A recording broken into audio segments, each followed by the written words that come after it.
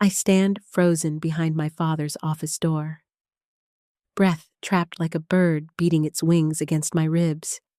The old comfort of pine and cedar turned sharp and metallic as his voice cuts through the crack. Transfer 25% of the shares to Vanessa. We finalize in 6 weeks, before Cecily's birthday. He speaks in that boardroom tone of command he's honed for decades. The tone that makes people straighten their backs and sign what he puts in front of them. The attorney murmurs something about the original will, and my father, Harold Armstrong, answers with casual certainty. Old man Armstrong made it conditional. We've documented everything. Cecily hasn't met the leadership metrics. A worker, not an executive. The judgment rides the air like sawdust in sunbeams. Fine as a sting, I grip the frame with calloused fingers, smudging the polish with mill dust, and watch the faint reflected orderliness of his immaculate desk pens lined like rails, leather blotter without a single crease. Upstairs is all sharp edges and clean lines.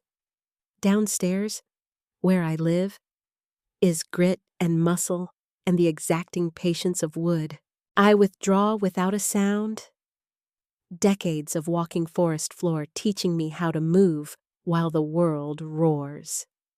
The double doors to the mill swing open, and that familiar symphony rises, the scream of the band saw slicing a Douglas fir, the planer's unbroken whine, the steady rumble of conveyors bearing bright sawn boards. Once, that music felt like family.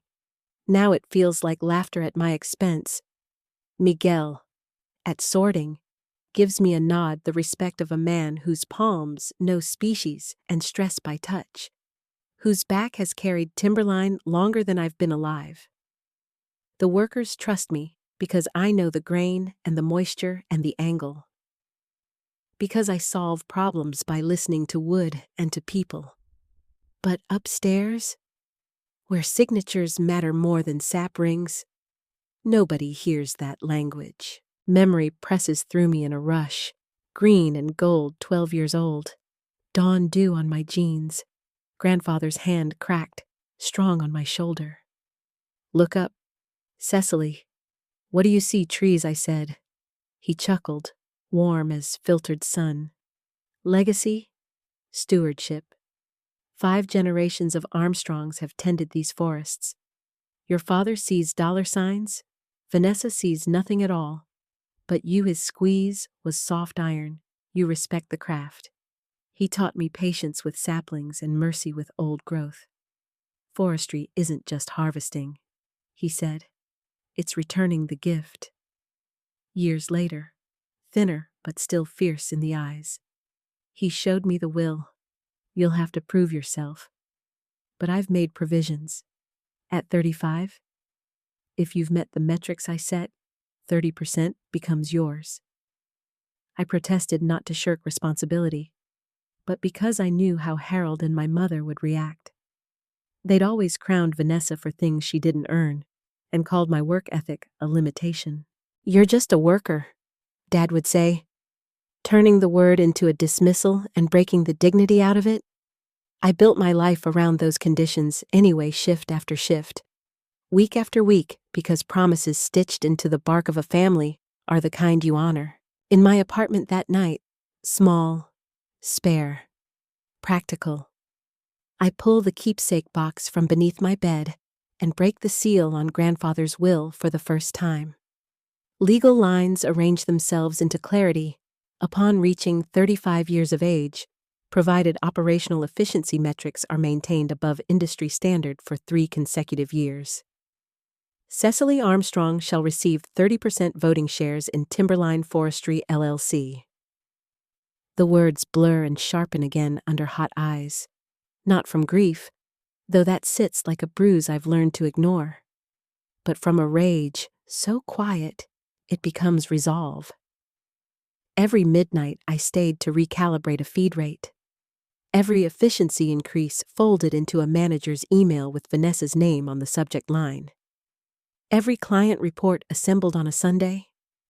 Every praise diverted to innovative leadership. I set the will on my table like a plumb line and take out my phone.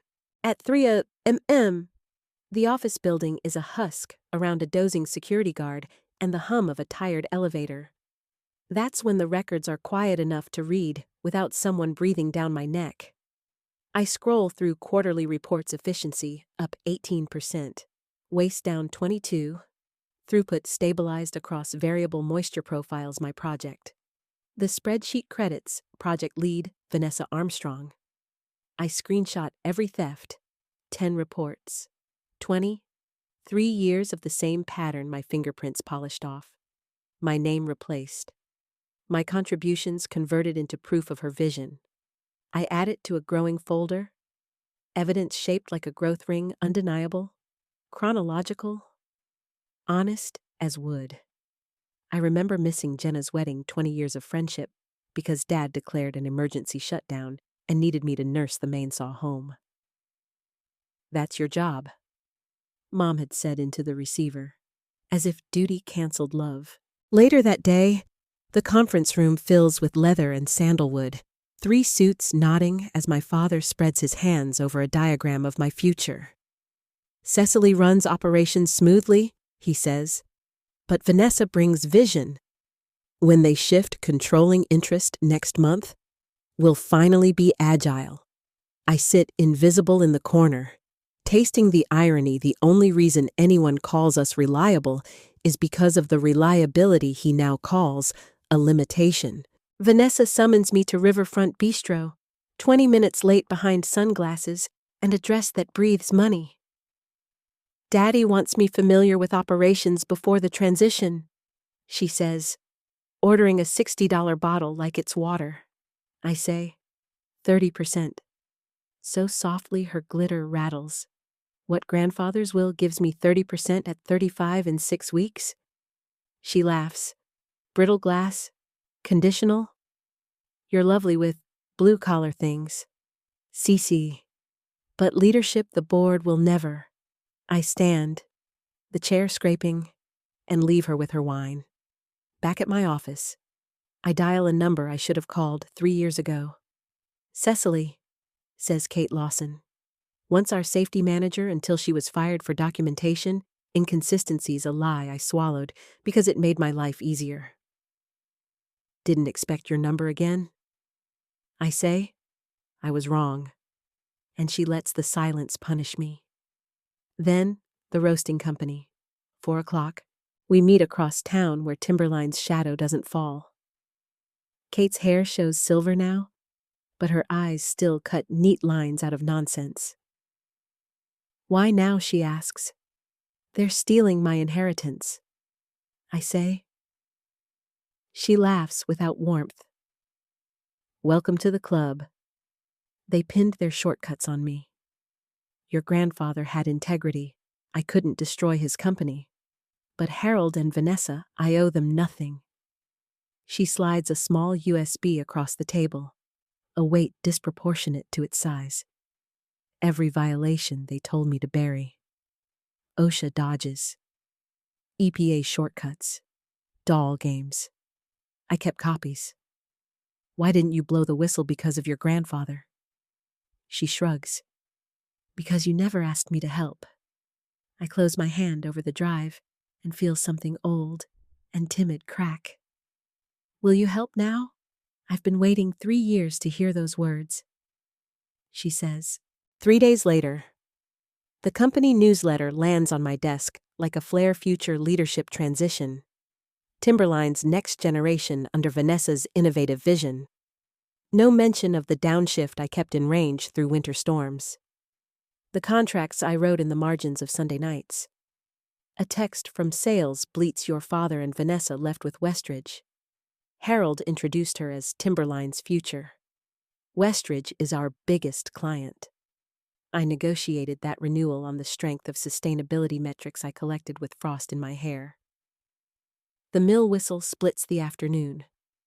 Miguel waves me over to a jam at the head rig, the automated feed losing its mind. 3rd time this week. Moisture's high, I say, fingers walking the controls on muscle memory. Scanner isn't compensating.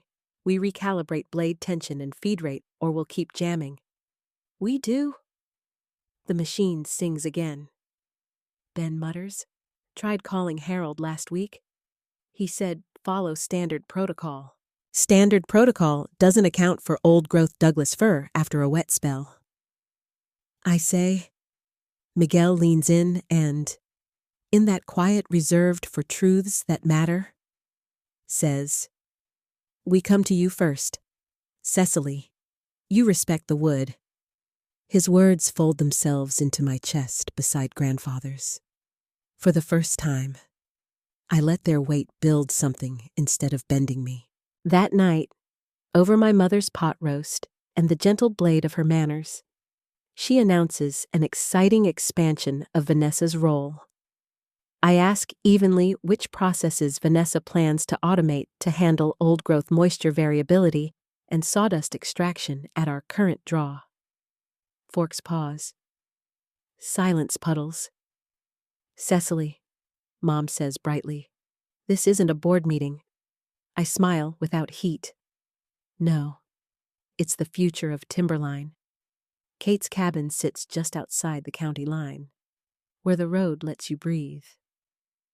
Inside, her dining table is a history of what they chose to ignore, laid out in colored stacks red for safety violations that could shutter us, green for environmental shortcuts that stain our claims of stewardship, blue for labor abuses that chip away at loyalty until the floor collapses. She walks me through a timeline with a teacher's calm. Same OSHA warnings, same areas, year after year. They fix just enough to pass an inspection, then slide back. We trace wastewater readings at the treatment pond. Spikes 3 times the permitted level during high production months. We underline names and dates across 3 years where overtime calculations were rounded. My own pen aches with fury as I sign my name under the witness statements of people I've worked beside through rollovers and close calls. Ben, who once pulled a man's sleeve out from a conveyor with seconds to spare. Ania, who cataloged eye injuries from cheap PPE that arrived with cost efficiency written across its packaging. Earl, who trained 2 supervisors while drawing pay for 1 job because there wasn't room in the budget. He's been counting on your silence, Kate says, her voice low. And on ours. A call from the attorney I engaged, Marcus Winters, arrives at mid-morning and changes the air in my lungs. I've reviewed your grandfather's will and your performance metrics, he says.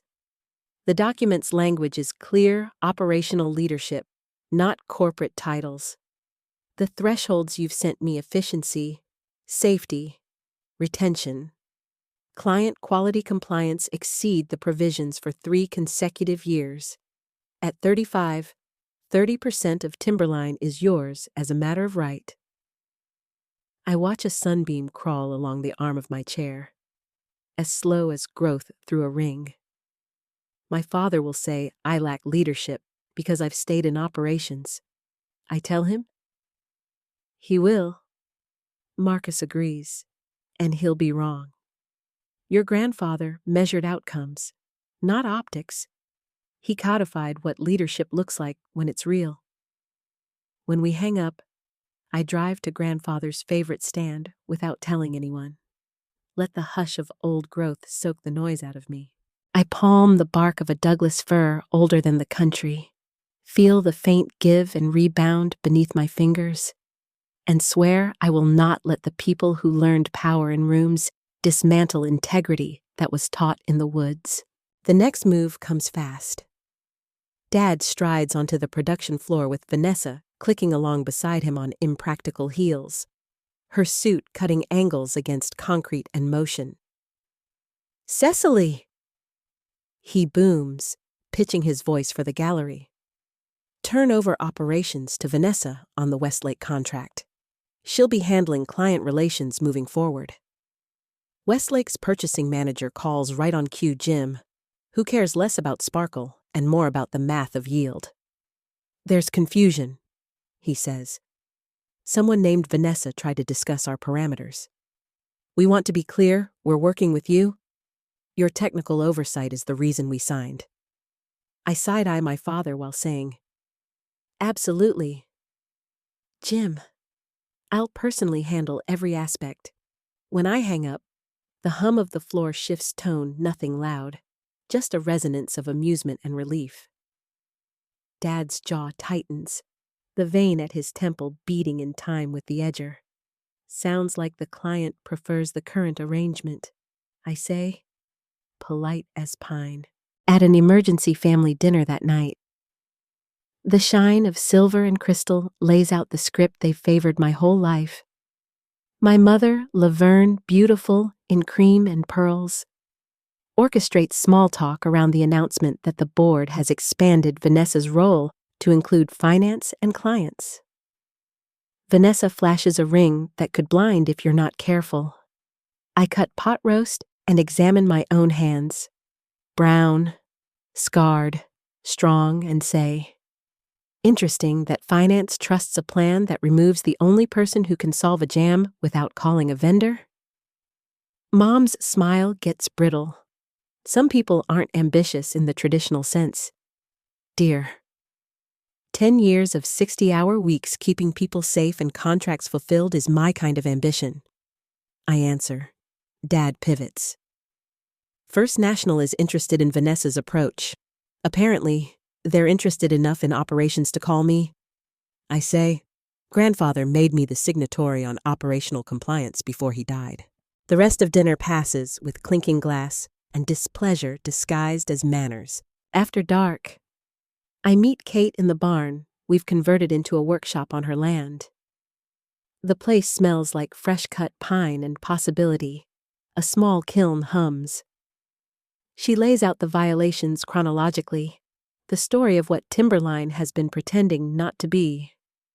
3 of the board were your grandfather's friends, she reminds me. They'll read this with their hearts, not just their eyes. My fingers trail over a cherry rocker we're shaping together on weekends, the curve already holding the memory of motion. Kate, I say, tasting the word I haven't let myself speak. When you offered a partnership Armstrong and Lawson. What did you imagine? A portable band mill, she says, eyes bright. A real kiln. Furniture that holds a room and keeps its promises. Logs we procure with integrity. Teaching apprentices. Using everything slabs, shavings, waste to honor the tree. Clients who understand that craft is time. I let my palm rest on the rocker's crest rail and feel my heart answer. I can't abandon Timberline, I say, though the scenario ripples through me like light under branches. Not abandoning, she answers, creating leverage. Word gets around the floor faster than management thinks. By morning, statements from 17 employees sit in my inbox, notarized. They're black and brown and white and everything in between. Old hands and new hires. Parents and veterans, and one grandmother who keeps a photo of her first day on the crew in her phone case. They write about unpaid minutes at shift change and pressure to look the other way, when a guard was down because production goals were non-negotiable. About a supervisor who said earplugs were optional around the resaw because numbers needed to move. They write about me, too quietly, in the margins about the time I stopped an entire line to fix a faulty emergency stop cable and made it policy that nobody worked a second until every stop returned a clean click. Cecily listens to the wood and to people. One line reads, and I have to put the stack down and breathe. The fight becomes a fuse lit in multiple rooms. First, the sales director texts me, your father and Vanessa scheduled Westridge follow-ups without operations. Then the newsletter drops another photo of Vanessa in a hard hat she's never sweated. Then I receive a courtesy call from our bank asking about the cadence of leadership transition during renewal season. When I reply that I, as the signatory for compliance, have not been informed of changes, The officer's tone shifts instantly, cool water splashed on a hot story fire. "We'll need clarity," he says. "My father's people find out within hours." By afternoon, Harold makes the long walk from the elevator to the floor. Eyes hard. "We'll need your full cooperation," he says, not asking. "I've been fully cooperative for 10 years. I answer. "Starting today. That includes telling the truth." He misreads my restraint as weakness for the last time. The confrontation is called for a Tuesday at 10. I put on a charcoal pantsuit I bought to remind myself I can belong in any room. Then drive to headquarters with a leather portfolio and my grandfather's journal in my bag. Its last entry, a line that shook me awake. "Cecily alone has the wisdom to steward this legacy. I've arranged the means, if she finds the courage. The trees have taught her patience and resilience. Now she must learn to stand tall against the wind." Laverne sees me in the hall outside the boardroom and offers that smile she uses to lacquer over trouble. "You didn't need to dress up for family, dear." "I dressed for business," I say. Harold walks out with Vanessa at his shoulder, both of them glossy. "Let's wrap this quickly," he says. "Seattle developers at 11. In the boardroom, their attorney, Mr. Greenfield, sits to Harold's right, and 2 board members I've known since childhood look down at their papers like people who want to watch but not burn. Harold begins with the voice he uses on investors who like to be impressed. "We're transferring 25% of the shares to Vanessa, assigning 5 to Cecily. Vanessa's MBA gives this company the strategic impulse it's lacked. We'll also be restructuring operations to free Cecily for—" He waves a hand as if to say simpler tasks. Laverne adds honey. 10% is generous for someone happiest with hands-on work. Vanessa glances at her tablet. "I've identified process updates. The current methods are outdated. Daddy thinks it's time to modernize. The life I've led unspools in that hush. Every swallowed retort. Every time I let a slight go because the production line needed me more than my pride did." I set my portfolio on the table, open it, and place a sealed letter from Marcus in the center. "My grandfather's will is specific," I say. 30% to me at 35. Contingent on metrics I've met for 3 consecutive years. The attorney of record affirms the transfer is a legal requirement. I slide across a bound report that lays out those metrics in clean graphs. Harold reaches for it, but I'm not done. I lay down a folder marked with the same red we used on Kate's table: OSHA violations since 2018, 37 separate incidents minimized or concealed. Another EPA effluent readings exceeding permits by up to 300% during high loads. Another blue wage theft calculations and statements. And finally, the USB drive. Here are scans, emails, signatures, every incident Harold told people to bury, every time Vanessa signed off on false claims. Mr. Greenfield reads Marcus's letter, and I hear the soft hitch in his breath that tells the board this is not a bluff. "OSHA penalties run up to $145,000 per incident," I say evenly. 37 of those is math even the board will respect. EPA fines could exceed $8 million with remediation requirements. Labor violations will mean back pay and penalties. I've given Harold 48 hours to honor the will, reinstate proper safety protocols, and begin environmental remediation. Otherwise, the authorities and our largest clients receive this entire package. Laverne's voice drops to a whisper that still carries. "You would destroy your own family's company. I'm trying to save it," I answer, and it feels like telling the truth out loud for the first time in a room built on performance. Vanessa finds her voice. "You can't do this." Mr. Greenfield clears his throat. "Given these documents, actually, She can. I gather my portfolio, meet the eyes of the 2 board members who loved my grandfather, and say, 48 hours. Then I leave them with the echo of their own choices. 8 hours after the confrontation, I'm on the floor at dawn with my boots laced and the lines under my eyes mapping what the last decade took. Miguel hands me a clipboard. New cutting instructions from Harold. He says, jaw set. They don't match inventory or moisture. We'll start breaking blades. Ignore them, I say, steady. We're returning to proper profiles. Document any pressure to deviate. He nods one soldier to another and vanishes back into motion. A courier delivers a letter to my small office beside the kiln, a mandatory leave of absence, while leadership transitions. I type 3 sentences to Marcus and CC the board. His reply arrives 15 minutes later with a copy to Mr.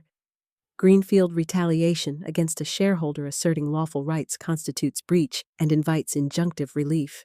Any interference with Ms. Armstrong's access to operational records will be interpreted as evidence of obstruction.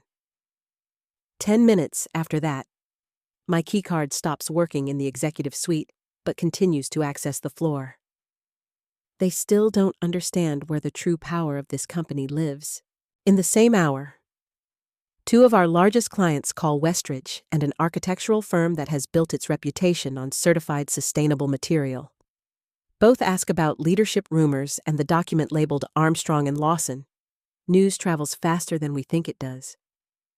I won't leave Timberline, I tell them, but I intend to hold it accountable to the promises we sell. That, says the architect, is the only leadership that matters. He asks for a meeting soon. When I hang up, I sit for a moment and let that line warm my insides like cedar in sun. Then I call Kate. We need to prepare for both outcomes. I tell her, either they do the right thing or they make us show our teeth. The next 48 hours are a strange blend of the granular and the grand.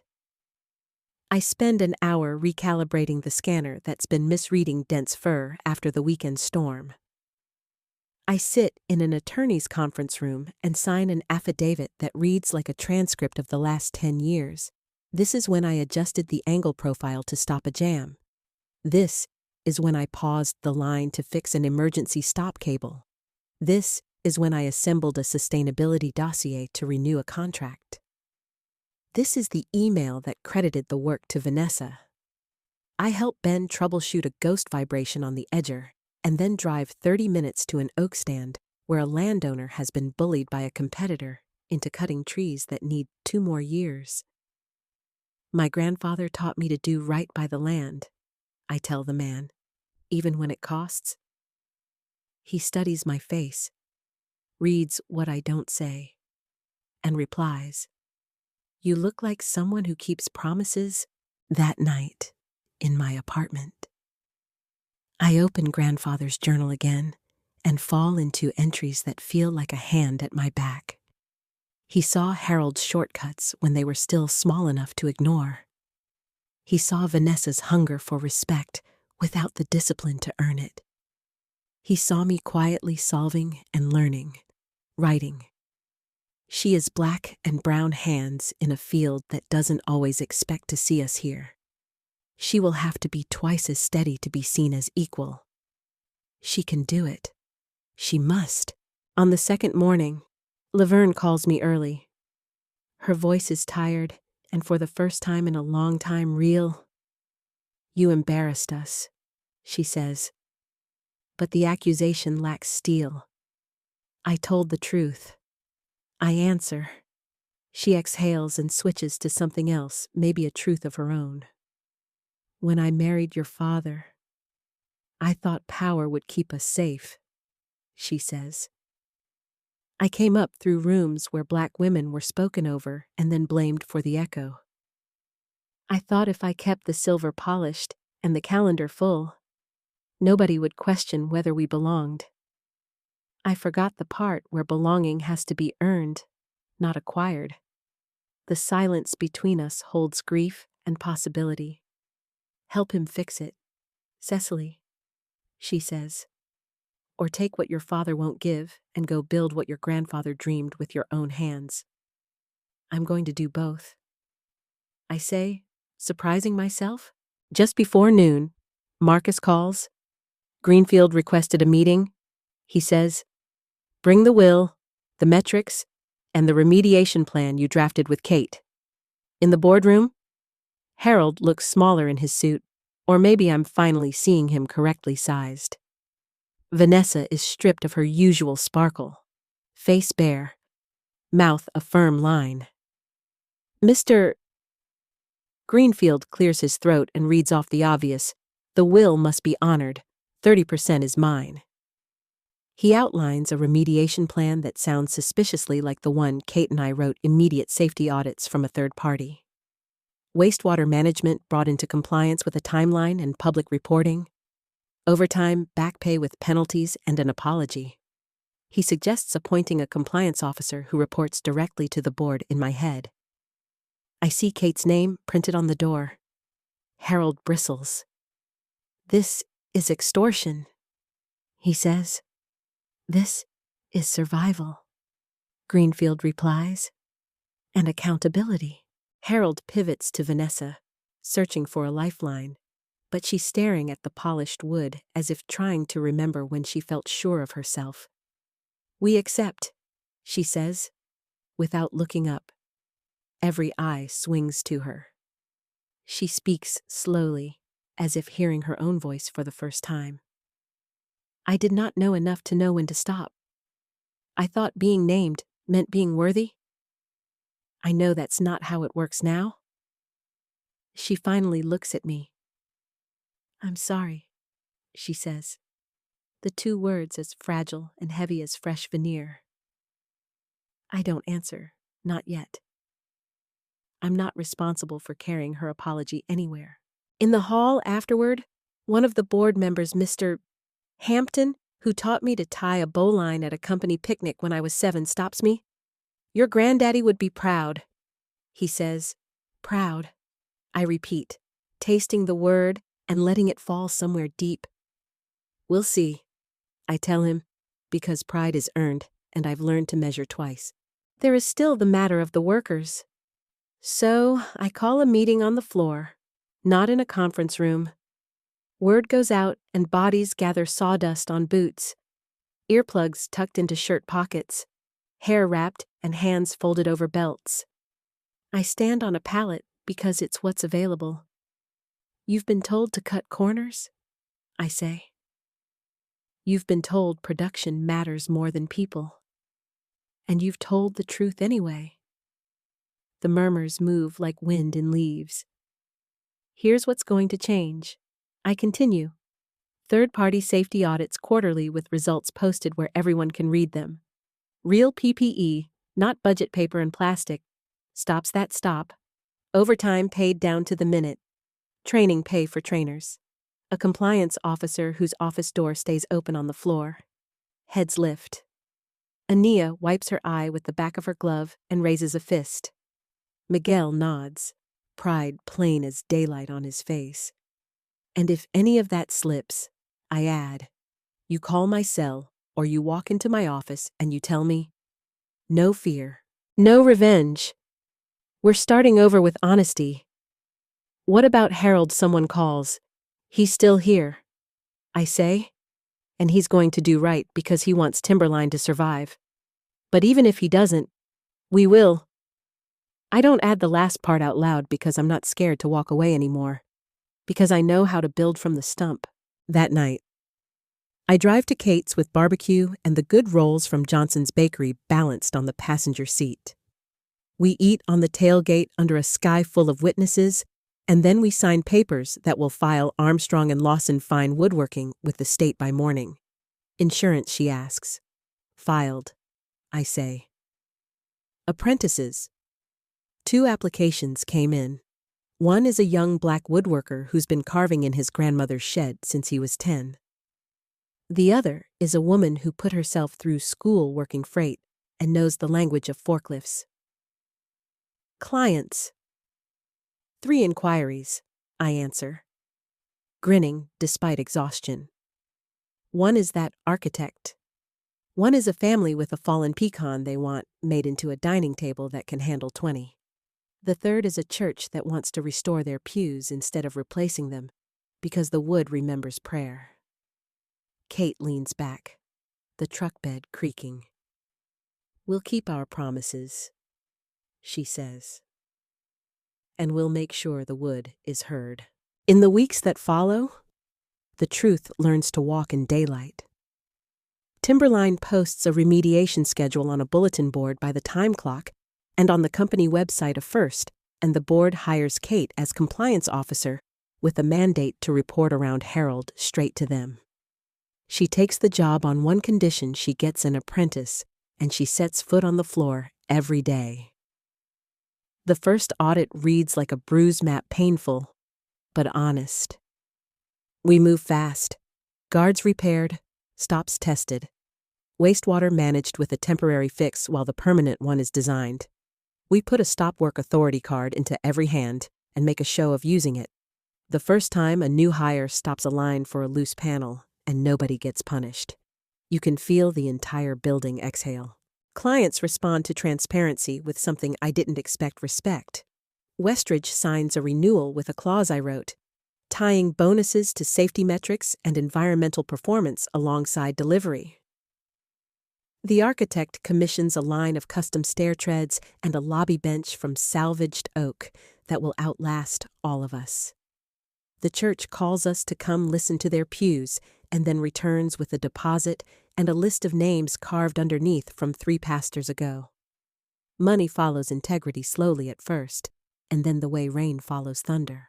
At home, I clean my apartment like a room where grief has lived too long.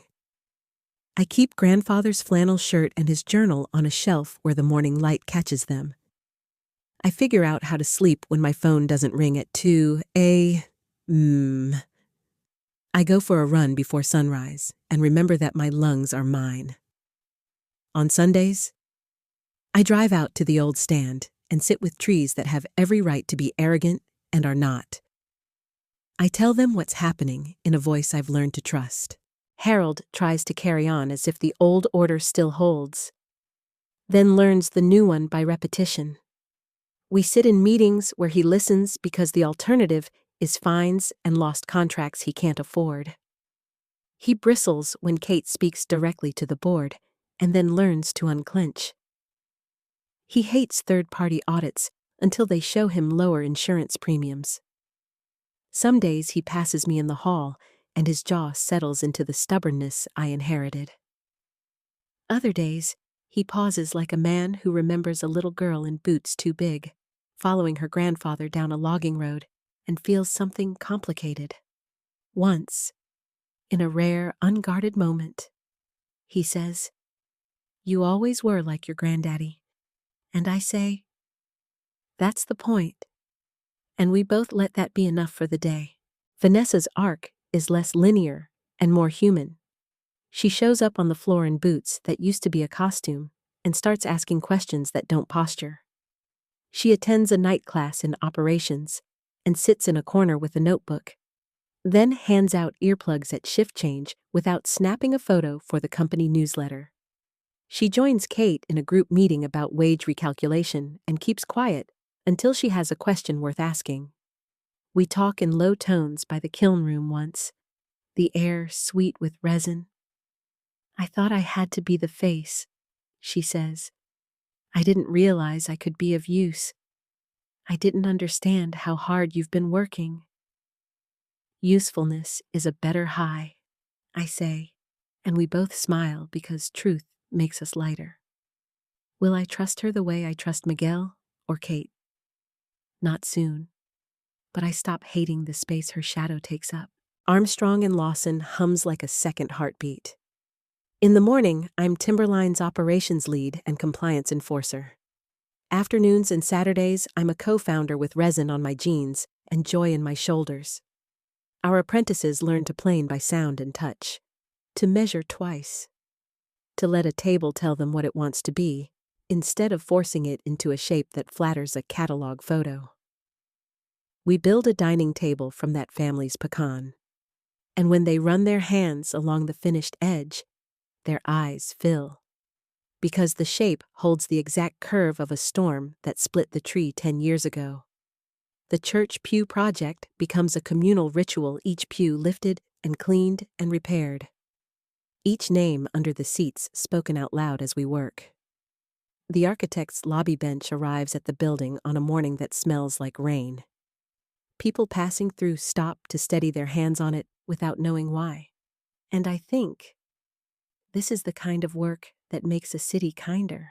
I tell the workers at Timberline when I'm ready, I'm not leaving. I say, I'm also building.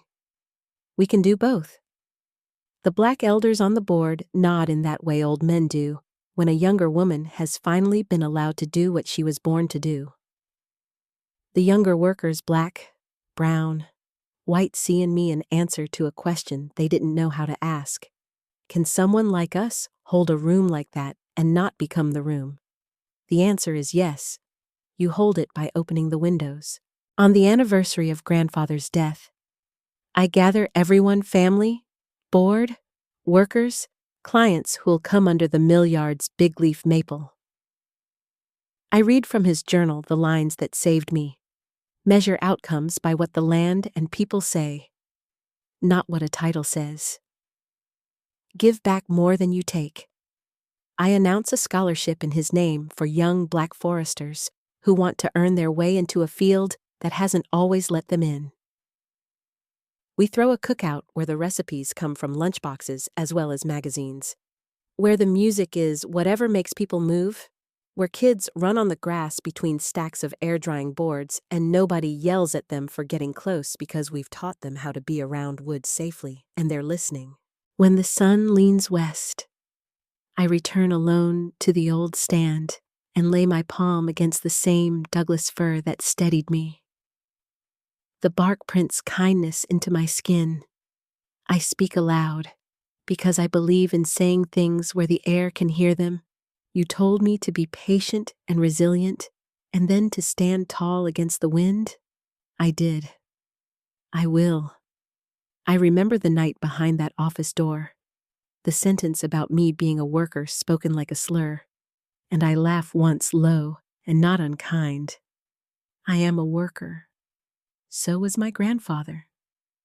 Work is how we love what we say we love. Here is what I know now, and what I offer to anyone listening. Legacy is not what you inherit. It's what you refuse to lose. Leadership is not a title. It's the willingness to be accountable to the people who sweat and the land that breathes. Power that can't tell the truth is just a costume. The forest taught me this growth is slow. Rings are honest, and storms are opportunities for strong roots to prove themselves. We keep the promises we make to trees and to each other. And in doing so, we become the kind of people worthy of what we're given. If you've been told that your work isn't leadership, look at the outcomes and measure again. If you've been erased, gather your evidence and speak where the echo will carry. If a door is closed, build a table so beautiful they have to invite you in, or start a room of your own and fill it with people who know how to listen. If this story moved you, help it reach someone who needs the reminder. Like the video, share it with a friend, subscribe for more stories of courage and integrity, and comment with the line or moment that stayed with you. Your voice helps this community grow. End.